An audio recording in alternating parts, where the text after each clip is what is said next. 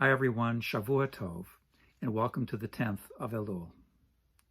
It seems to me that at this point in our journey towards Rosh Hashanah and Yom Kippur, it's appropriate to think about the kind of obstacles that make it difficult for us to achieve a measure of change, of repentance, of teshuvah. I believe that one of those great obstacles is anger. It's a force that comes upon us in a flash. It can be very powerful. It can cause us to obsess over just how terrible that other person is, and can make it very difficult for us to function in a way that leads us to an openness about that other person and what reality is really saying. There is, of course, a place for moral indignation in this world when we confront injustice, unfairness. It's appropriate to feel and even act upon that anger, provided that we do so constructively, with an eye towards making a real and genuine difference and not just expressing the emotion of the moment.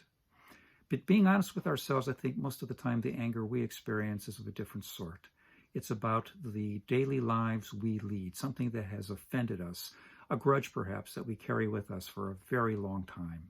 Our sages were onto something when they said, anger is like a foreign god that comes to occupy our hearts, when the real God of Israel ought to be there instead. So it's fair to ask, I think, too, how do we control anger in our lives? How do we manage it? How do we make sure that it doesn't become something that takes over so much of our existence that we lose the capacity to care about each other, that we lose the capacity to admit our own wrongdoing in a situation because it just feels so delicious to think about how bad that other person is. Susan Marcotte once said this: anger helps straighten out a situation like a fan helps straighten out a pile of papers. There are better ways of straightening out a pile of papers and ourselves. Thank you very much, and have a very wonderful day.